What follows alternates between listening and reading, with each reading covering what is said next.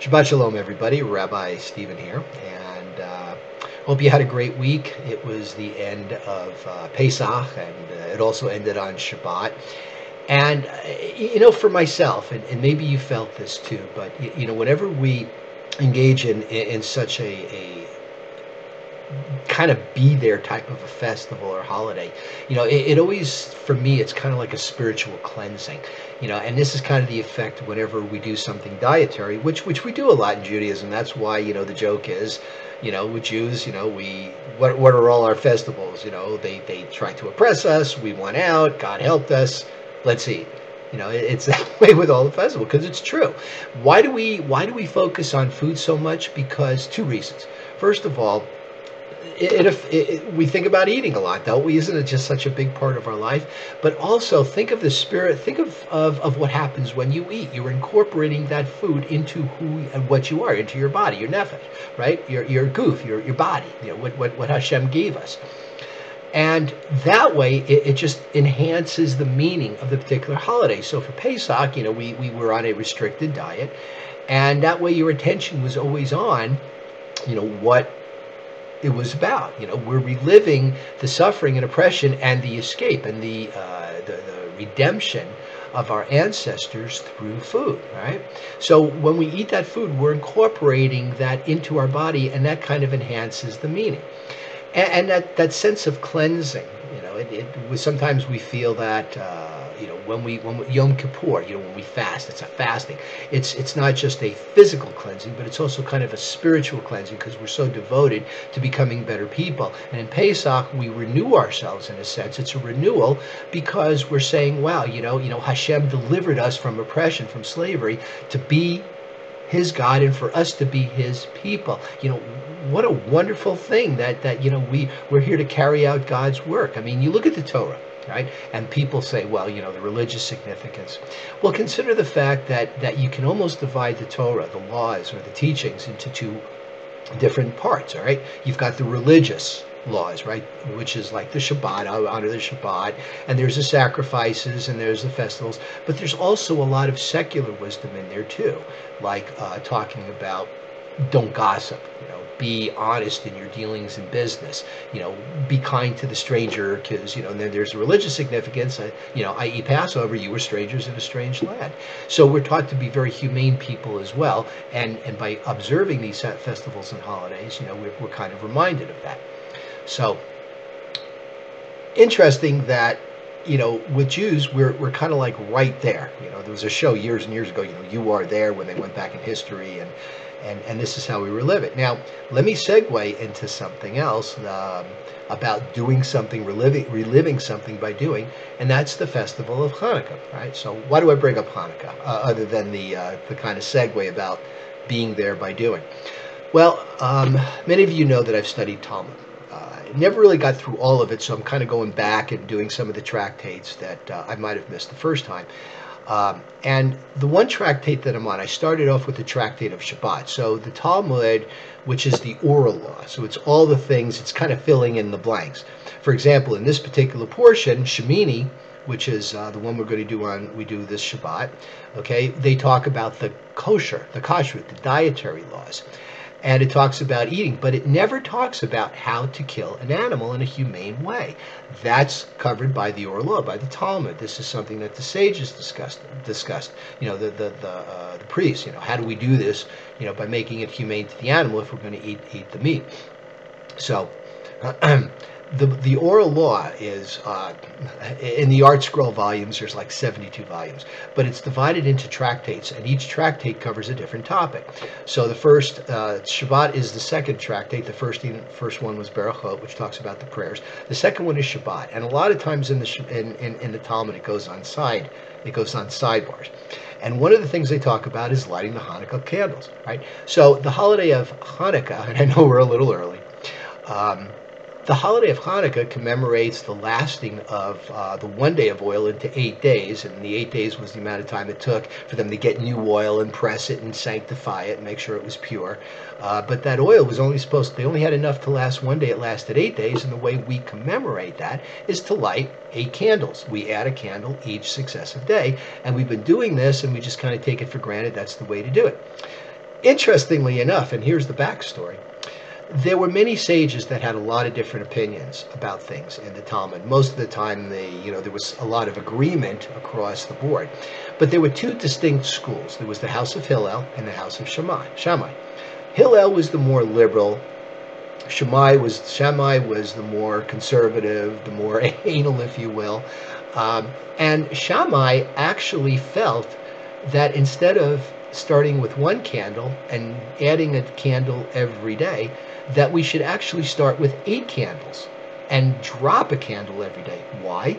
Because we had the full complement of oil the first day, and on each successive day you had an eighth left. You had an eighth of the oil less, and until the 8th day when they were able to replenish the oil.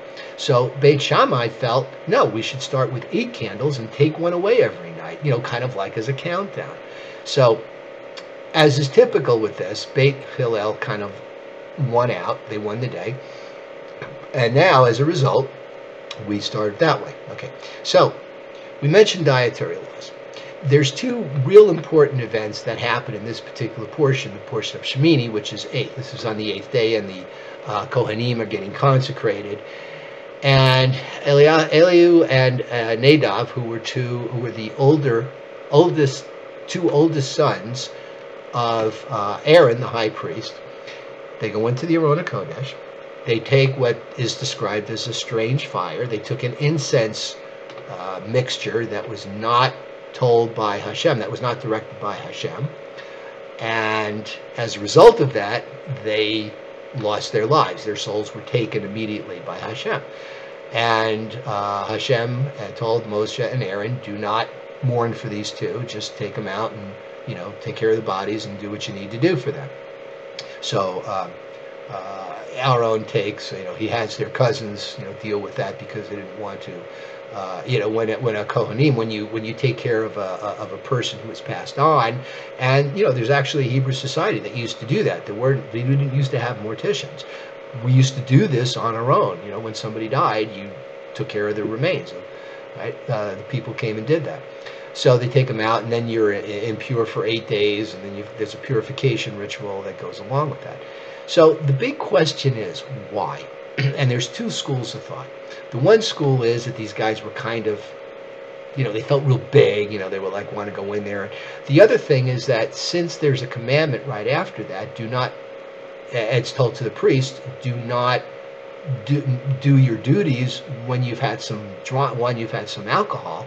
They said, well, these guys were drunk. They went in there. It was kind of like a drunken revelry, and they showed disrespect for the sanctuary, for the tabernacle. Other people say that they had this devotion, and they just really didn't realize it. And, going up to Hashem was just kind of like it was just they went to the world to come right away because they deserved it. And who knows? It's just kind of interesting. The main lesson, too, looking at from a conservative point of view, is that no one is above the law. In fact, if you are a leader, you are judged more harshly. You're held to a higher standard because you are a leader. People look up to you. Now, there's been this idea, these days that, just because someone's a leader, they do these things, they engage in this immoral belief, they have affairs on their spouses, they do drugs, whatever, and people say, well, I'm just a person. Well, yeah, but you're a celebrity. People look up to you. Maybe you didn't ask for it, but that's the way it is. I mean, show some rise to the occasion. And that's really kind of the message here. The other issue is that we now start with the dietary laws. And we've encountered the one big commandment that starts off kashrut, which is don't cook a kid in its mother's milk. Now, there's some discussion as to whether that would include fowl, birds like chicken. Chickens, why aren't they parve, which means you can have them either milk or meat, because they don't wean their young, they don't suckle their young the way a mammal does. And for a while there were some rabbis that allowed their students to have chicken and cheese. For me personally, I kind of fundamental that way, and I kind of do that. But they also said that, well, we're putting a fence around the Torah. It still kind of looks like meat. And you can also say that when the Israelites were in the desert and they complained, we're coming, that is with the quails. They wanted meat. What did they got?